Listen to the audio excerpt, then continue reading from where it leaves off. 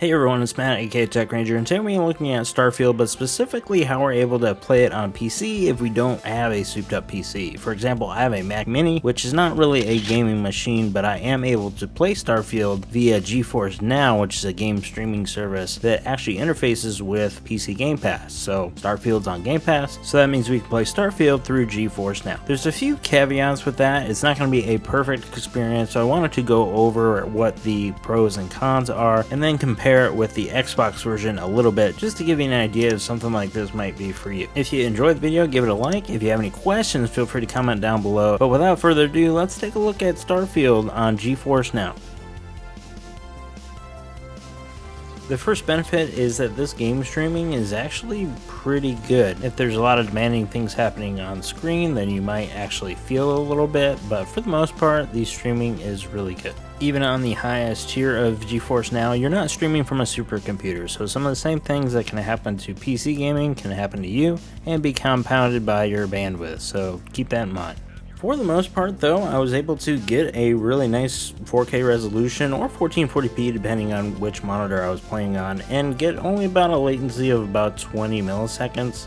So add it onto your controller, let's just call it like 30. Not too bad in the grand scheme of things, and I really didn't notice it unless there was like a ton of things going on screen. So as we all know from mods here on the channel, unless you're around people and there's a lot going on, you'll probably be alright. The graphics are definitely a step up on the PC version, whereas on Xbox, the black levels are raised a bunch. This will change as the game gets updated with a brightness and contrast slider, as Bethesda mentioned, but until then, obviously the PC version looks better, but the Xbox is no slouch. While conversations do look a little different because of this, I think the Xbox Series X looks totally fine here. I do have the shadows on high rather than ultra because it seemed like the performance was better that way. The combat in Starfield actually feels good at 30 FPS on Xbox, but it does feel a lot better on GeForce Now because it is 60. However, if you start lagging, it's not going to feel that good. While I don't have the best internet around, I get about 500 megabytes down. That allows me to pretty comfortably play at 1440p and 60 frames per second. I keep it at the balance setting so I can get a good mix of performance and graphics. I'd imagine if you have a download speed of at least 50 megabytes, you'd probably be okay, as long as it was steady. On that same note with latency, you can connect any Bluetooth controller to your computer and play Starfield that way. However, you can get latency from wireless controllers, you do on your Xbox, but you might notice it more here if you do get some latency with GeForce Now. So something to keep in mind, but I think overall that is a big pro, because I can't really do keyboard and mouse. Not sure about you guys or if you wanted to try it, but just throwing that out there. I will say having that option is really nice when you get to the star charts. It's a lot easier to move around with the mouse. The other benefit here is that you get access to all the graphics settings in Starfield. Now, depending on the tier you pick of GeForce Now, I picked the Ultimate tier. That is going to give me a higher quality PC to stream from, but if you choose one of the lower tiers or just use the free tier, you might be able to pick those options, but you're not going to get the best performance. With this service, you're basically playing off of a virtual machine from a data center.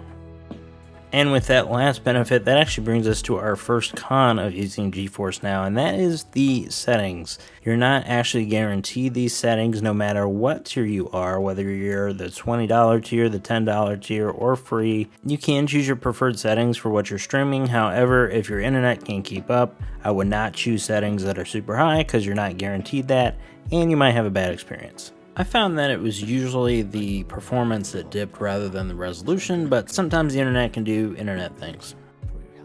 Now, con number 2 is actually probably one of the more annoying things about this, is that for some reason the way Microsoft is working with GeForce Now, you have to log into your Microsoft account every time you want to play Starfield. I think this is probably just the way the two services actually work together. There's something going on with that handshake that's not working correctly. So this is also something that translates if you try to log into GeForce Now on your Xbox via Microsoft Edge, the web browser, you're going to have the same issue. So that means you got to use this on-screen keyboard every time with the Xbox, and then you also have to get it brought up with the GeForce Now controls. But that does mean that your save will transfer, so whenever you go from GeForce Now to the Xbox, your save should be there. It just might take a minute to sync your saves though. One thing I noticed as well when playing on the Xbox was that it defaults the resolution to 720p, which doesn't look great, but you do get to play the game at 60 FPS. I tried changing some settings around and seeing if it would change the resolution, but it seems to be locked at 720. I'm not sure why this is the case, since you're just streaming the game, you're not actually using the Xbox hardware. I also tried connecting a mouse to play it in windowed mode, and it's not really ideal because the mouse doesn't work that well with the game, because you gotta like try to drag the window in, and then when you do it, it automatically conforms to your specific screen, but you can't get rid of that window bar at the top, and that's not really a great way to play Starfield. So if you're really hellbent on 60 FPS, then you can go for that, but I wouldn't recommend it. So that was my experience with GeForce Now playing on a Mac, which I thought was really cool just because I use my Mac for work. Didn't really think I'd ever really be playing games on it, but here we are. I got a month of the highest tier of this, and for $20 I thought it was money well spent. I could see myself trying this service out some more, maybe with some different games, but I'm curious to see what you all think in the comments down below. Let me know if you've tried GeForce Now, or maybe you've tried it on your phone or your iPad or whatever it is. Thank you so much for watching. I hope you enjoyed the video, and I will see you all in the next one. Have a great day, everybody.